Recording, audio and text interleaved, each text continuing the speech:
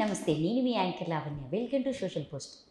ప్రముఖ జ్యోతిష్యులు, కాశీలో శ్రీ కామాక్షి నిత్య అన్నదానం ట్రస్ట్ వ్యవస్థాపకులైనటువంటి నందిపట్ల శ్రీహరి శర్మ గారు ఈరోజు మనతో పాటు ఉన్నారు. ఒకసారి గురువు గారి మాటల్లోనే అడిగి తెలుసుకుందాము.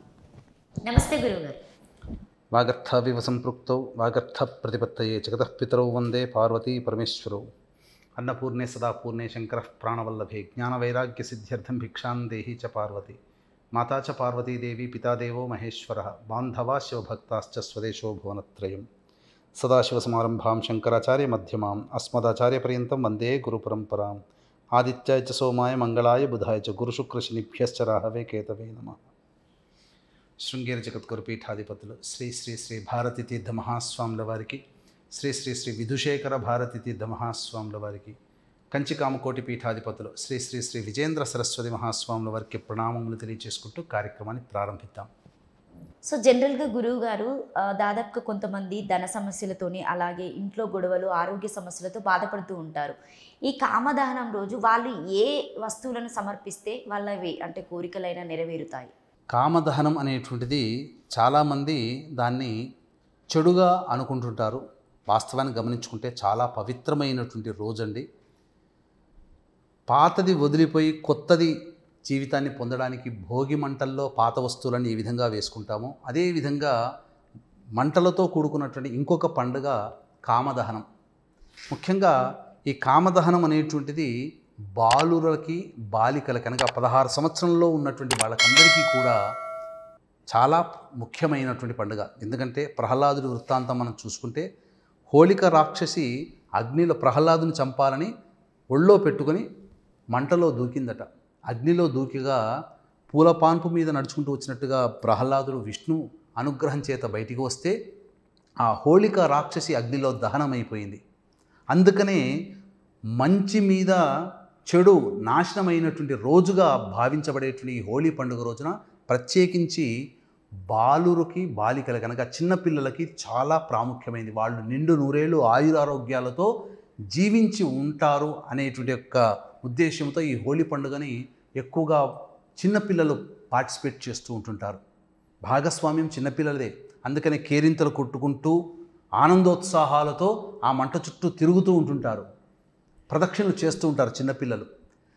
అలాగే పూర్వకాలంలో చిన్నపిల్లలు పక్కింటి వాళ్ళ ఇంట్లో ఉన్నటువంటి వస్తువులన్నీ తీసుకొచ్చి ఆ కామదహనం రోజులో వేసినా పెద్దవాళ్ళు తిట్టేవాళ్ళు కారట. ఎందుకంటే ఇది పిల్లలకు సంబంధించిన పండుగ అని చెప్పి ఆనందంగా వాళ్ళ తప్పుని కూడా క్షమించేవారట.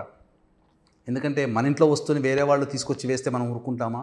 కానీ ఆ రోజున సంతోషపడేవారట. అందుకనే ఇందులో అంతరార్థం గమనించుకుంటే చిన్నపిల్లలకు వచ్చేటువంటి బాలారిష్ట దోషాలు కానీ లేదా ఈ గండములు కానీ ఈ కామదహనంలో పిల్లలు పాల్గొనడం వల్ల తొలగిపోతాయని చెప్పి మనకు శాస్త్రవచనం. అయితే ఇప్పుడున్నటువంటి సమాజంలో చాలామందికి ధన సమస్యలు ఉంటాయి. అలాగే కుటుంబంలో చికాకులు, గొడవలు ప్రతినిత్యమే ఉంటాయి.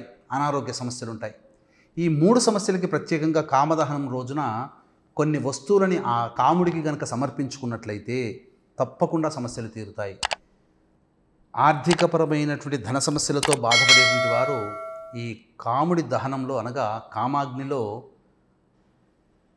ఎండు వక్కలు, ఖర్జూరాలు, తమలపాకులు, ఎండు కొబ్బరి చిప్పలు ఆ కాముడికి సమర్పించినట్లయితే తప్పకుండా తదనంతరం ఆర్థిక సమస్యలు తొలగిపోతాయి. ఇంకా విశేషం, ఆవు నేతిలో ముంచినటువంటి తమలపాకుల్ని సమర్పించడం ద్వారా అనగా ఆ కామాగ్నిలో వేయడం ద్వారా ధన సమస్యలు తీరుతాయి. ఇక చాలామందికి అనారోగ్య సమస్యలు ఉంటాయి. ఈ అనారోగ్య సమస్యల నుంచి బయటపడాలి అని అంటే ఆ కాముడి అగ్నిలో అనగా ఆ రోజున హోళీ పండుగ కంటే ముందు రోజు ఏర్పాటు చేసుకుంటారు కదా మంట. ఆ మంటలో పిప్పళ్ళు, తిప్పతీగ, మిరియాలు, తెల్ల ఆవాలు ఇవి ఆ కామాగ్నిలో అనారోగ్య సమస్యలు తొలగిపోవాలని చెప్పి సమర్పణ చేయాలి. అంటే ఇక్కడ గమనించుకోవాల్సిన అంశం ఏంటంటే సినిమాలో చూపించినట్టుగా ఇలా అనగానే అనారోగ్య సమస్యలు తీరిపోవు.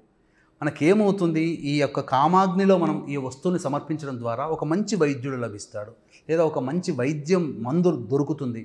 తద్వారా కొంతకాలానికి మనం ఇబ్బంది పడుతున్నటువంటి అనారోగ్యం నుంచి మనం బయటపడతాం. ఇక కుటుంబంలో చికాకులు గొడవలు సర్వసాధారణం. ఏ కుటుంబంలో లేవండి, ప్రతి కుటుంబంలో ఉంటాయి. అయితే చిలికి చిలికి వాన కాకుండా ఇంతింతై వటుడింతింతై తానింతింతై మరి ఇంతింతై అన్న చందంగా కాకుండా ఆ గొడవలు విడిపోయే పరిస్థితి దాకా, కొట్టుకునే పరిస్థితి దాకా తెచ్చుకోకుండా చిన్న దాంట్లో సమసిపోవాలంటే కుటుంబంలో చికాకులు సమస్యలతో ఇబ్బంది పడుతున్నటువంటి వాళ్ళు ఎవరైనా ఈ కామదహనం రోజున బార్లీ గింజలు, తామర గింజలు తేనెలో ముంచి కాముడికి సమర్పణ చేయాలి. తదనంతరం బార్లీ గింజల పొడిని ఆ కాముడికి నైవేద్యంగా పెట్టాలి. ఇవన్నీ చేసినట్లయితే తప్పకుండా సమస్యలు తీరుతాయి. ఇది పూర్వకాలంలో మన పాత తరం వాళ్ళందరూ ఆచరించారు. ఇది అశుభానికి సంకేతం కాదు, శుభమైనటువంటి పండుగ కాబట్టి ఆనందోత్సాహంతో కామదహనం జరుపుకునే పండుగ జరుపుకోండి. అయితే భద్రాకరణం ఉన్నటువంటి సమయం ఈ కామదహనం అనేటువంటిది జరుపుకోకూడదు, శాస్త్ర సమ్మతం కాదు. 24వ తారీఖు రోజు రాత్రి 11 గంటల 11 నిమిషాల వరకు భద్రాకరణం ఉన్నది.